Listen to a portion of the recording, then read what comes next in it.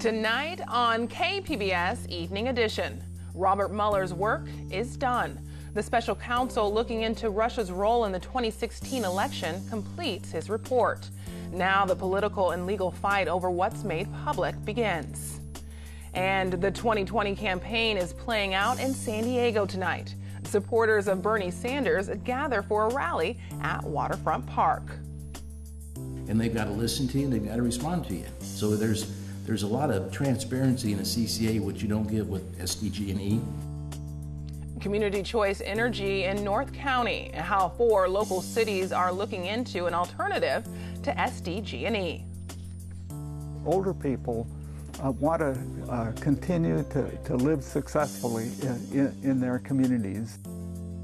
And the push toward age-friendly businesses to help seniors be more active and engaged. KPBS Evening Edition starts right now.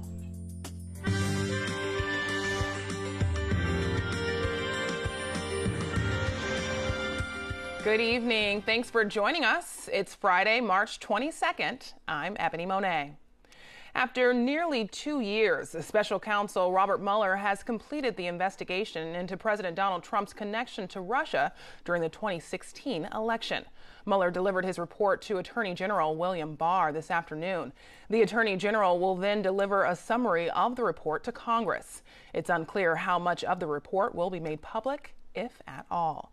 Mueller has been looking into whether President Trump or members of his campaign worked with Russia to gain an advantage in the 2016 election. President Trump denies any collusion. PBS NewsHour will have in-depth coverage of the Mueller report and the political fallout. It airs tonight at 7 on KPBS. When California decided to move up its presidential primary, it became more of a player in the campaign cycle.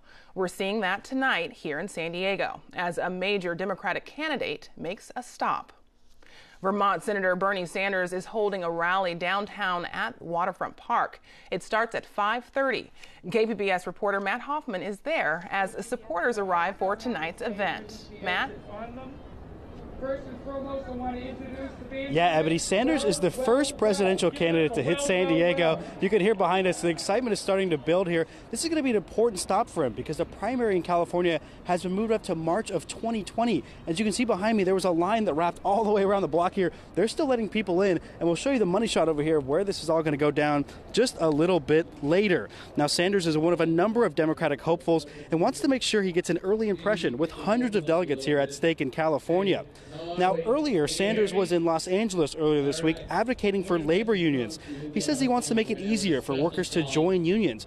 It's one of a number of things he's talked about on the campaign trail. Sanders also says he wants to raise the minimum wage to $15 per hour. He says we have a broken criminal justice system and we need to end the destructive war on drugs, eliminate private prisons, and cash bail. Sanders says he wants to deal with income inequality too and not give tax breaks to billionaires. He also wants health care for all and Medicare for all under a single-payer system. Sanders says he wants to make public colleges and universities tuition free and lower student debt. He's also advocating to raise Social Security benefits, but that's all going to cost some money. Now, coming back out here live, you can hear they got the music underway going. Sanders is supposed to get this rally underway at about 5:30, so about 30 minutes from now. It's one of a few he's got planned here in California. Matt Hoffman, live at the Embarcadero downtown, KPBS News. Thanks, Matt. A major issue in the campaign is immigration, and today in San Francisco, a judge heard a challenge to President Trump's Remain in Mexico policy. The practice took effect in January at the San Ysidro port of entry. It requires asylum seekers to wait in Mexico as their claims move through the U.S. courts. Before the change, asylum seekers were allowed to stay in the U.S. The ACLU and other civil rights groups sued on behalf of 11 Central American asylum seekers. The lawsuit claims the policy makes the asylum process too difficult. Asylum seekers are being forced to wait in Mexico, where conditions for them are unstable and unsafe, including conditions that rise to the level of persecution and severe harm, simply to pursue their cases for asylum in U.S. immigration courts.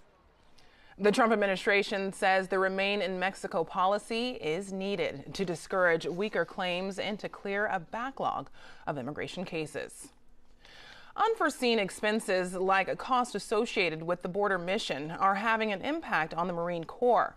KPBS military reporter Steve Walsh says the head of the Corps worries the Marines are headed for a cash crunch that may jeopardize readiness.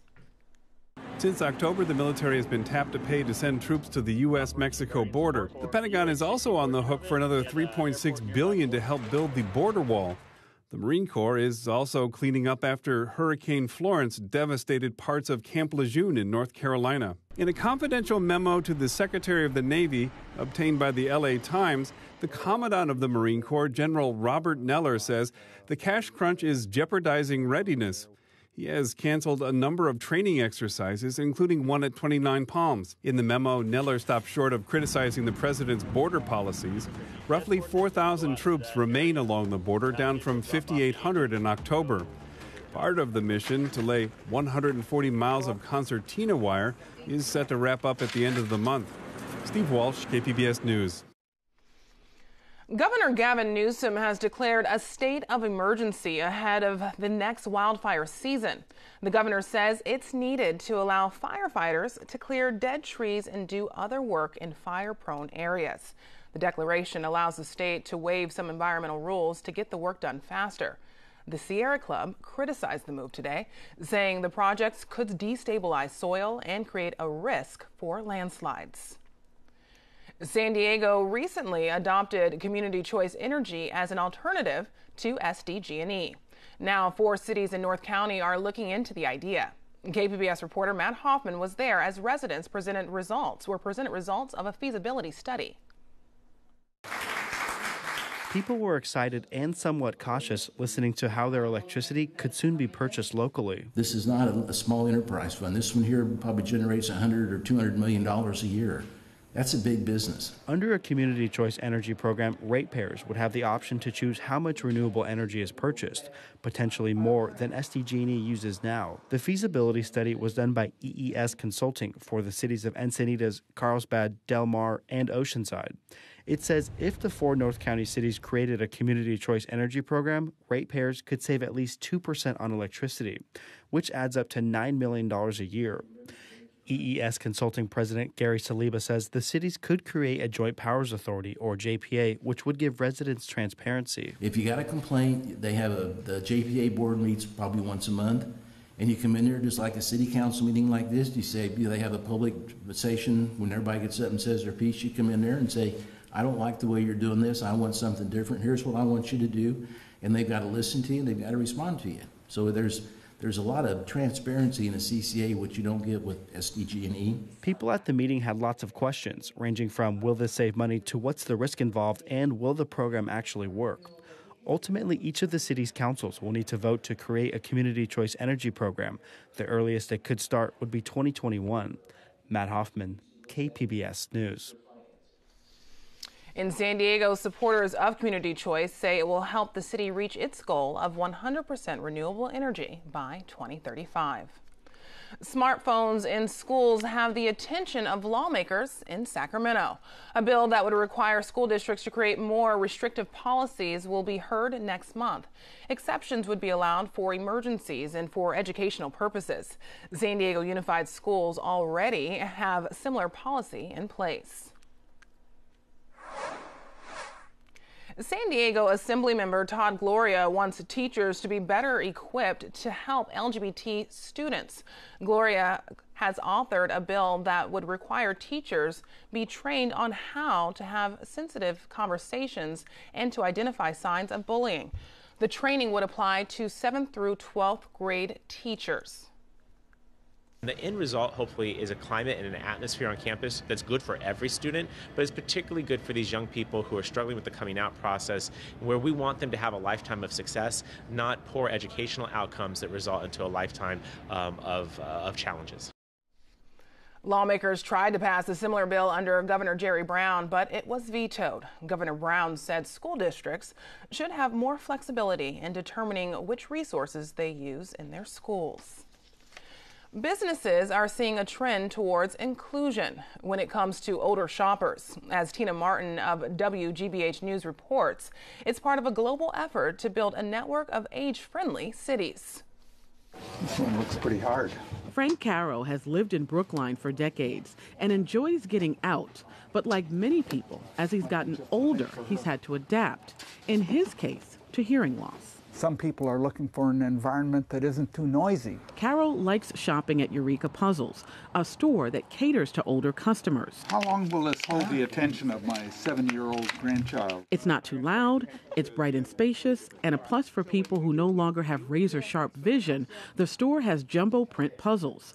These are small things that can make a big difference. Older people want to continue to live successfully in their communities. It's important for them to get out and to be engaged. Caro is one of the founders of the Brookline Community Aging Network, and a few years ago urged his hometown to join a global effort, the World Health Organization's international network of age-friendly cities. Now they've taken it a step further and are giving businesses that meet the guidelines this seal of approval, an age-friendly business designation. It's the kind of thing that's going to spark your imagination. Right? Eureka owner David Lashinsky says for him, it's meant an increase in senior customers. We have large format playing cards. We'll even bring in like Braille dice when needed. We also tried to make the store itself more accessible. Some of those modifications include pushing back these shelves to make more aisle room for wheelchairs or walkers. And sometimes it can be as simple as adding a few chairs or making products easier to reach for seniors. They might have trouble standing, that they need to be sitting down, that they can get to products easily without having to climb up ladders. So far, there are about 50 age-friendly businesses in Brookline that have a place on this map, making it easier, Frank Caro says, for seniors to stay involved in the community. They need to have some kind of reason to come out. They need places to go. Places to go that cater to clients of all ages. Tina Martin, WGBH News. San Diego, La Mesa, and Chula Vista are part of the World Health Organization's network of age-friendly cities. Records show one doctor is responsible for a third of vaccination exemptions in San Diego schools. Tijuana residents stealing razor wire from the southern border fence for home protection. And living beachside on the cheap with $1 million view, a look at van life. Join us for the KPBS Roundtable tonight at 8:30. Have you ever questioned the authenticity of a picture or a video circulating online? Well, there's a San Diego-based company that says its technology can do just that. And now this startup is teaming up with another San Diego-based company, tech giant Qualcomm. Here to talk about that, plus so much more for the Friday Business Report is Miro Kopik. Welcome. What can you tell us about that matchup? Hey, Ebony. It's a great matchup. It's an interesting case. This company called TruePic, their technology, software technology, recognizes if a video or a image has been manipulated through artificial intelligence, and also they could certify that a picture is pristine. Very important. This is a startup. They were founded in 2015. They've raised $10 million, including an $8 million VC round this summer. They're teaming up with Qualcomm because Qualcomm has been looking at video and manipulating video for quite a number of years. They've developed some interesting applications, but what they're doing and working with TruePic is really helping to make sure that they're helping perfect their software, but also applying it to their Snapdragon chips, which, because a cell phone, for example, that chip will control the camera on that cell phone to ensure that the imagery is correct. And this company is quite interesting because they've been working with some really fascinating types of customers. They're working with doctors, hospital workers, and citizen journalists in Syria to make sure that when they can report these attacks by the government, and that the photos can be used by diplomats or by military in a really compelling manner. But not only do they have this opportunity to be altruistic, this can really be a big business. Awesome. And moving on to some news for San Diego, which is not so good. A recent Bankrate study says that San Diego is among one of the worst cities for first-time home buyers. Miro, what could this mean for the local economy when it comes to attracting and retaining talent? It's a challenge. We've talked about this in the past. This study is interesting, but the one silver lining in the study is that of all the major California cities, San Diego rates the best. San Francisco, San Jose, Los Angeles all rate worse. And in fact, surprisingly, Sacramento and San Bernardino rate worse. They rated them on 4 factors. One of them is housing affordability, the tightness of the market, kind of the area around safety, and kind of the culture. And here's what happened. In affordability, the challenge with 25 to 44-year-olds is that the average home price is about $560,000. You need $130,000 to $150,000 income. That demographic, that 25 to 44-year-old demographic, the median income is $73,000. San Diego is also very unaffordable. Only a third of people own homes in San Diego, compared to like a city like Minneapolis, where 60% of its citizens own a home. This demographic has a much higher unemployment rate. San Diego has a 3.8% unemployment rate, but the 25 to 44-year-old demographic has a 6.2% unemployment rate, way worse than competitive cities like Boston, Phoenix, or Seattle. So expanding to national news, this week the Federal Reserve left its key interest rate unchanged and projects that it won't change for the rest of the year. What does that tell us? You know, it tells us that the Fed is kind of being cautious. They did a couple things. This was a unanimous vote of all 11 Fed chairs throughout the country, and it sends a signal to the market that there won't be changes. From a consumer standpoint, that's a big relief, because those Fed funds rates affect mortgages, home equity lines of credit, credit card rates, auto loan rates. So knowing that these rates won't change too much are very important for consumers, for the market. The Fed based this decision on a number of factors.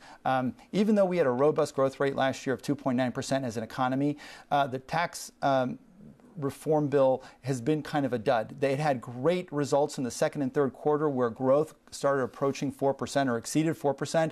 It ended the year a little bit of a fizz, and then the government shutdown in the first couple of months of the year kind of took the wind out of the economy's sails. So the Fed really revised their forecast from 2.3% growth to 2.1% growth.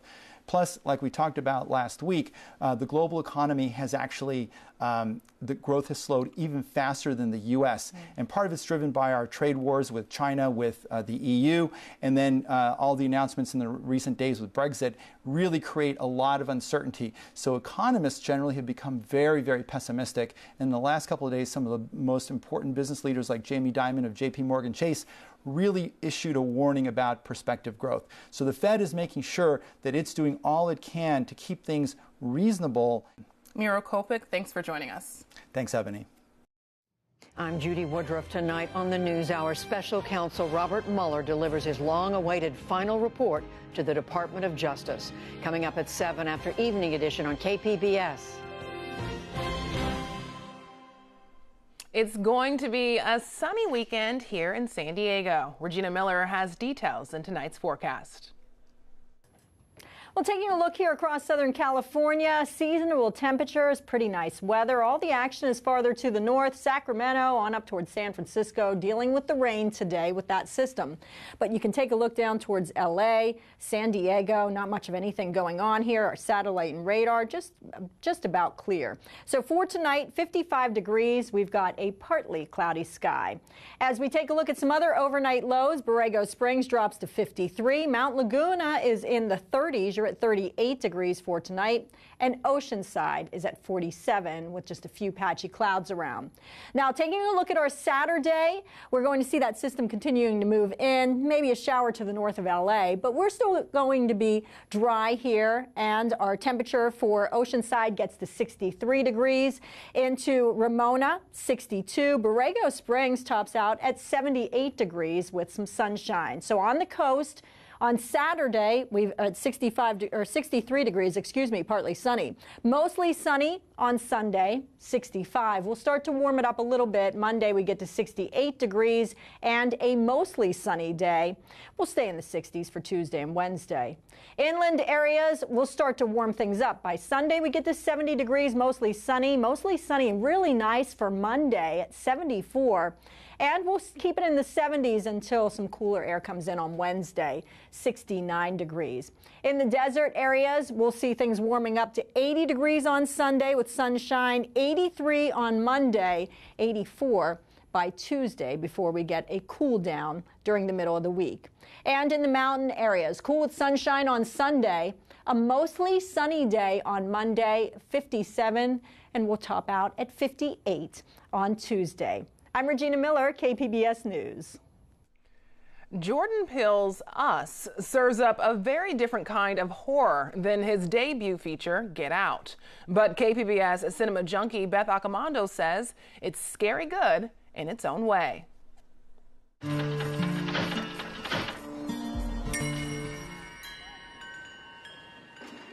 Jordan Peele's Us is like a feature-length trailer for his upcoming reboot of Rod Serling's The Twilight Zone.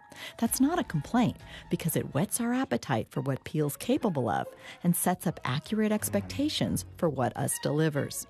Peele's latest film proves he's a kindred spirit to Serling in his ability to mix horror, dread, satire, and social commentary to brilliant effect. The film Us involves a vacationing family facing doppelgangers and a home invasion. There's a family in our driveway. It's probably the neighbors. The idea for this movie came from a deep-seated fear in doppelgangers.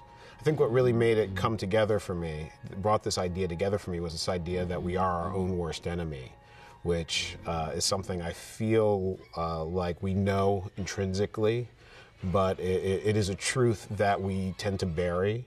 We tend to blame the outsider and blame the other, when in this movie, the monster has our faces. Lupita Nyong'o rivets us to the screen in her dual roles of victim and creepy nemesis. I feel like it means like she's getting closer. Peele makes the film drip with dread, thanks to the brilliant work of the cinematographer from It Follows. Plus, Peele layers the film with genre references.